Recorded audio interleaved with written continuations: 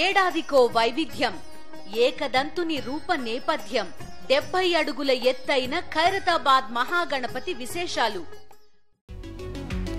ఏపీలో వరదలతో రైతులకు 1000 కోట్లకు పైగా పంట నష్టపోయారు. 181,000 హెక్టార్లలో వరి, పత్తి, ఇతర పంటలు దెబ్బతిన్నాయి.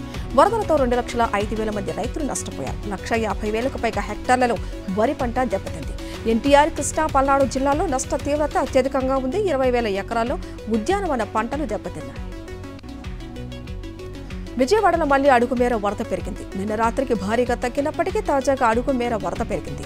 6 రోజులుగా వరద నీటిలోనే ప్రజలు అల్లాడుతున్నారు. నేడు ఇంటింటికి సరుకులు పంపిణీ చేపట్టనుంది ప్రభుత్వం. మళ్లీ వరద పెరగడంతో ప్రజలు భయాందోళనకు గురవుతున్నారు. వాహనదారులకు త్వరలో కేంద్రం గుడ్ న్యూస్ చెప్పబోతున్నట్లు సమాచారం. పెట్రోల్, డీజిల్ ధరలు తగ్గించే యోచనలో కేంద్రం ఉందని ప్రచారం జరుగుతోంది. లీటరుకు 4 నుంచి 6 రూపాయలు తగ్గించే అవకాశం ఉందంటూనే హస్తన వర్గాలు. ఈ మేరకు పెట్రోలియం శాఖ కసరత్తులు చేస్తోందని తెలుస్తోంది. సత్యవేడు టీడీపీ ఎమ్మెల్యే కోనేటి ఆదిమూలం రాసలీలలు తెలుగు రాష్ట్రాల హాట్ టాపిక్ గా మారాయి. తిరుపతి నగరంలోని భీమాస ప్యారడైజ్ హోటల్లో తన కామవాంఛ తీర్చుకున్నాడంటూ వరలక్ష్మి ఆరోపించారు. వీడియో కాల్స్ ద్వారా వేధించి ఆ తర్వాత భీమాస ప్యారడైజ్ కు తనను పిలిపించుకున్నాడని చెప్పారు. దీంతో ఆదిమూలంపై తిరుపతి ఈస్ట్ పోలీస్ స్టేషన్లో కేసు నమోదైంది. వాళ్ళ మండలానికి చెందిన టీడీపీ నేత శ్రీనివాసులు నాయుడు స్థానిక మహిళను లైంగికంగా వేధించాడు.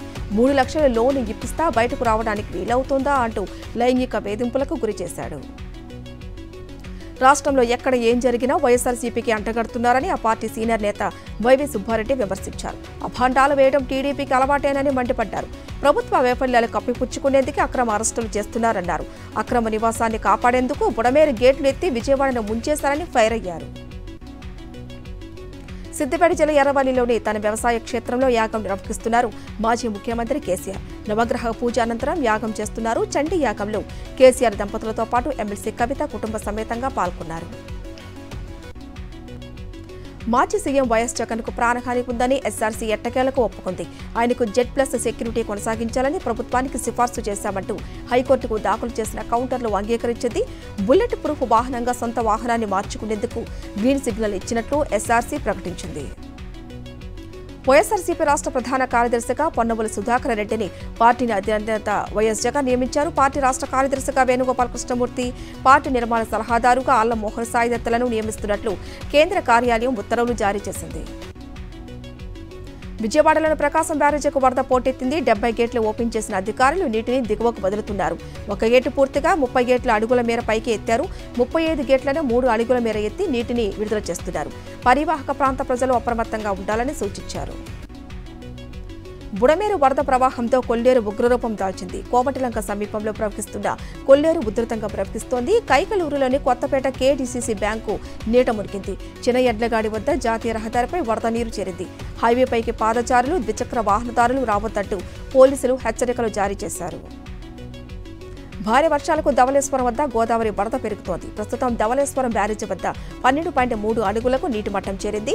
దీంతో మొదటి ప్రమాద హెచ్చరిక కొనసాగుతోంది. 10,55,000 క్యూసెక్కుల నీటిని సముద్రంలోకి విడుదల చేస్తున్నారు.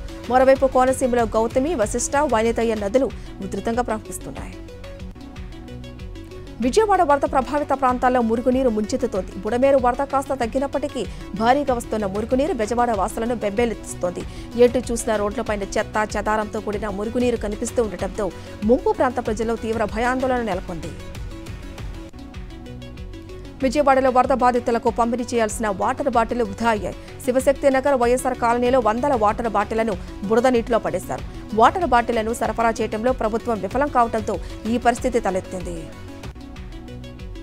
విజయవాడలోని సింగ్ నగర్ ఇంకా వరద ముంపులోనే ఉంది. లోనా సెంటర్లో చాలా కుటుంబాలు వేరే ప్రాంతాలకు వెళ్లిపోయాయి. చాలా మంది నీరు చేరిన ఇళ్లలోనే ఉంటూ ఇబ్బందులు పడుతున్నారు. తమను ప్రభుత్వం పట్టించుకోవటం లేదని వరద బాధితులు ఆవేదన వ్యక్తం చేస్తున్నారు. విజయవాడ పాయకాపురంలోని ప్రజలు వరదతో తీవ్ర ఇబ్బందులు పడుతున్నారు. బర్మా కాలనీ ఇంకా ముంపులోనే ఉంది. ప్రభుత్వం తమను పట్టించుకోవటం లేదని వరద బాధితులు ఆవేదన వ్యక్తం చేస్తున్నారు. ప్రభుత్వం నుంచి ఎలాంటి సహాయం అందటం లేదని మండిపడుతున్నారు. పోలవరం ప్రాజెక్టు వద్ద గోదావరి వరద ప్రవాహం పెరుగుతోంది. స్పిల్వే ఎగువన 32.610 మీటర్లు, దిగువన 23.200 మీటర్లకు నీటి మట్టం చేరుకుంది. 48 రేడియల్ గేట్ల ద్వారా 9,86,931 క్యూసెక్కుల నీటిని అధికారులు విడుదల చేశారు. గోదావరి వరదకు శబరి తోడవటంతో కోనవరం వద్ద ప్రవాహం ప్రమాదకర స్థాయిని దాటింది. విజయవాడ రోడ్లపై రేషన్ పంపిణీ వాహనాలు క్యూ కట్టాయి. ఒకప్పుడు వృధా ఖర్చు అని చెప్పిన చంద్రబాబుకి ఇప్పుడు అమృతంగా మారాయి రేషన్ పంపిణీ వాహనాలు. వాలంటీర్ వ్యవస్థను కూడా ఉపయోగించి ఉంటే సకాలంలో సరుకులు అందేవని వరద బాధితులు అంటున్నారు. గత ప్రభుత్వ హయాంలో ముందు చూపుతో ఇంటి వద్దకే రేషన్ పథకాన్ని తీసుకొచ్చారు వైఎస్ జగన్మోహన్ రెడ్డి. వైఎస్ఆర్ విగ్రహాలను ముట్టుకుంటే సహించేది లేదని హెచ్చరించారు విశాఖ వైఎస్ఆర్సీపీ నేతలు. విగ్రహాలు వైఎస్ఆర్సీపీకే కాదు టీడీపీకి కూడా ఉన్నాయని ఆ విషయాన్ని గుర్తుపెట్టుకోవాలని సూచించారు. ఇటీవల అక్కయ్యపాలెంలో కూటమి నేతలు ధ్వంసం చేసిన విగ్రహాన్ని యథాస్థానంలో వైఎస్ఆర్సీపీ నేతలు ఏర్పాటు చేశారు. తిరుమల శ్రీవారి భక్తులకు లడ్డూ ప్రసాదాల్లో కోత పెట్టిన టీటీడీ ఇప్పుడు మిగిలిపోయిన లడ్డూలను అమ్మేందుకు ఆపసోపాలు పడుతోంది. ఒక్కో ఆధార్ కార్డుపై 2 లడ్డూలు మాత్రమే అని పరిమితి విధించిన టీటీడీ ఇటీవల కురిసిన వర్షాలతో భక్తుల రాక తగ్గటంలో మిగిలిన లడ్డూల అమ్మకాలు వేర్వేరు ఆలయాల్లో మొదలుపెట్టింది. వినాయక చవితి సందర్భంగా గణపయ్య రూపాన్ని తన బొజ్జ మీద ప్రదర్శించి అభిమానం చాటుకున్నారు కాకినాడలో ఓ యోగా గ్రూపు. వినాయకుని చిత్రాన్ని తన ఉదరంపై వేసుకున్నారు. ఆ రూపం కదిలేలా యోగాలోని నౌలి అనే ప్రక్రియ ద్వారా ప్రదర్శించారు ఆదిగురు యోగ పీఠానికి చెందిన సచ్చిదానంద. చూపరులను ఈ ప్రక్రియ ఎంతగానో ఆకట్టుకుంది. నెల్లూరు జిల్లా వ్యాప్తంగా వినాయక చవితి సందడి నెలకొంది. తొలి పూజలు అందుకునేందుకు విఘ్నేశ్వరుడు ముస్తాబయ్యాడు. ఊరు వాడలో విభిన్న హంగులతో మండపాలు తీర్చిదిద్దారు. వివిధ రూపాల్లో బొజ్జ గణపయ్య ప్రతిమలు దర్శనమిస్తున్నాయి. ఆది దేవుడైన గణనాథునికి పూజలు చేసేందుకు భక్తులు సర్వం సిద్ధం చేశారు. ఖమ్మంలో మున్నేరు వరద బాధితుల బాధలు వర్ణనాతీతంగా ఉన్నాయి. ఉప్పెనెల విరుచుకుపడ్డ మున్నేరు ప్రళయ ఉధృతికి వేలాది కుటుంబాలు చెల్లా చెదురయ్యాయి. ఎవరిని కదిలించినా కన్నీటి వేదనలే. కట్టుబట్టలు తప్ప ఇంకేమీ మిగలలేదని కన్నీళ్లు పెట్టుకుంటున్నారు బాధితులు.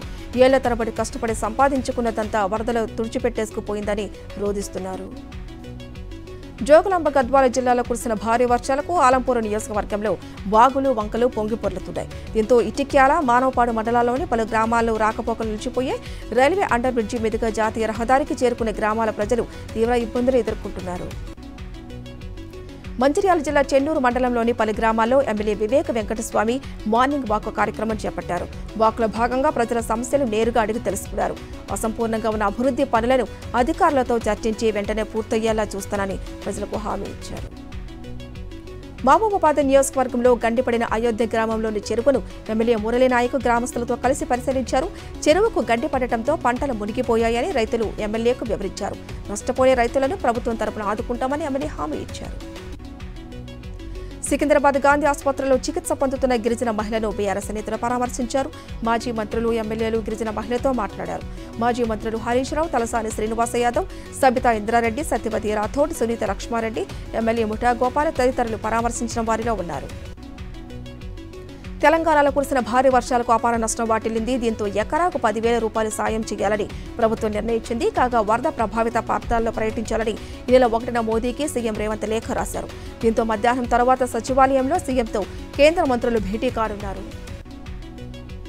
బాసరా IIIT విద్యార్థుల ఆందోళనతో దద్దరిల్లింది. వరుసగా 2వ రోజు కూడా నిరసనలు చేపట్టారు స్టూడెంట్స్. వసతుల కల్పన, రెగ్యులర్ వీసీ నియామకంతో పాటు మొత్తం 17 డిమాండ్లతో ఆందోళన చేపట్టారు. అయితే IIIT అధికారులు ఎలాంటి నిరసన, ఆందోళన కార్యక్రమాలు చేపట్టవద్దని సర్కులర్ జారీ చేశారు. మళ్లీ రాష్ట్రంలో ఫేక్ ఎన్కౌంటర్లు మొదలయ్యాయని మాజీ మంత్రి హరీష్ రావు విమర్శించారు. కేసీఆర్ హయాంలో ఒక్క ఎన్కౌంటర్ జరగలేదన్నారు హరీష్ రావు. డైల్ 100 కూడా పనిచేయడం మానేసిందని ఫైర్ అయ్యారు.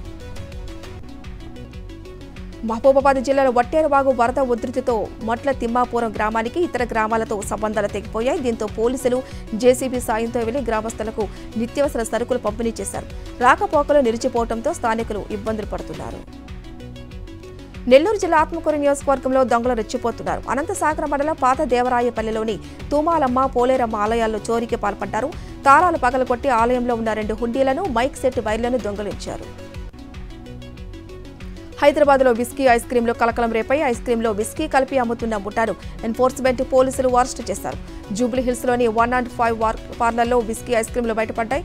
ఐస్ క్రీంలో పేపర్ విస్కీ కలిపి చిన్నారులకు అమ్ముతున్నట్లు గుర్తించారు. సిద్దిపేట జిల్లా దుబ్బాక బస్టాండ్ వద్ద స్వల్ప ఉద్రిక్త వాతావరణం నెలకొంది. ఉదయం బీఆర్ఎస్ శ్రేణులు దివంగత మాజీ ఎమ్మెల్యే సోలిపేట రామలింగారెడ్డి విగ్రహ ఏర్పాటుకు భూమి పూజ నిర్వహించారు. అదే చోట దివంగత మాజీ మంత్రి చెరుకు ముత్యంరెడ్డి విగ్రహం ఏర్పాటుకు భూమి పూజ చేసేందుకు కాంగ్రెస్ నేతలు వచ్చారు. దీంతో ఇరు వర్గాల మధ్య గొడవ జరగడంతో పోలీసులు పరిస్థితిని చక్కదిద్దారు. కర్ణాటక రాజకీయాల్లో వరుస కుంభకోణాలు కలకలం రేపుతున్నాయి. ఒకవైపు ముడా స్కామ్ సిద్ధు ప్రభుత్వాన్ని ఇబ్బంది పెడుతూ ఉండగా ఇప్పుడు విపక్ష బీజేపీ చిక్కుల్లో పడింది. కోవిడ్ సమయంలో కోట్లాది రూపాయల మేర అవకతవకలు జరిగినట్లు తాజా నివేదికలో వెల్లడైంది.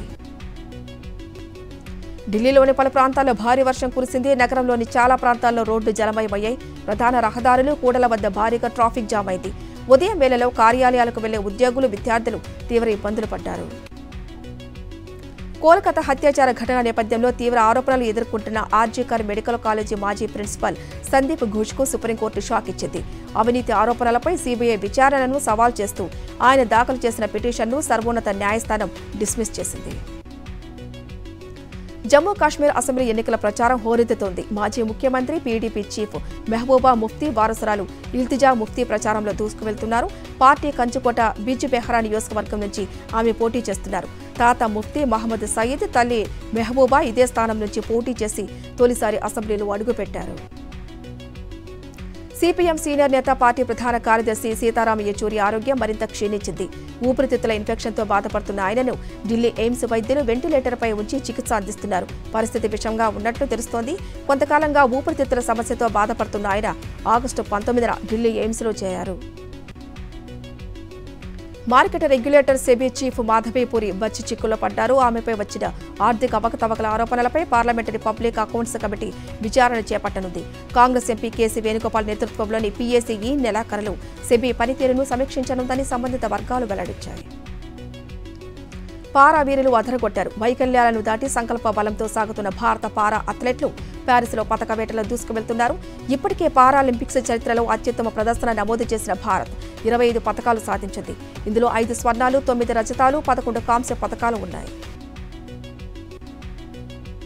బంగాళాఖాతంలో అల్పపీడనం కొనసాగుతోంది. అది ఉత్తర దిశగా పయనించి మరింత బలపడి వాయుగుండంగా మారే అవకాశం ఉందని విశాఖ వాతావరణ కేంద్రం అధికారులు వెల్లడించారు. ఉత్తర ఒడిశా, పశ్చిమ బెంగాల్ వద్ద వాయుగుండం తీరం దాటే అవకాశం ఉందన్నారు. తెలంగాణకు భారీ వర్ష సూచన ఉందని వాతావరణ శాఖ ప్రకటించింది. ములుగు, భూపాలపల్లి జిల్లాలకు ఆరెంజ్ అలర్ట్ జారీ చేసింది. నిర్మల్, నిజామాబాద్, జగిత్యాల జిల్లాలకు ఎల్లో అలర్ట్ ఉంటుందన్నారు. కరీంనగర్ జిల్లాలకు సైతం ఎల్లో అలర్ట్ జారీ చేశారు.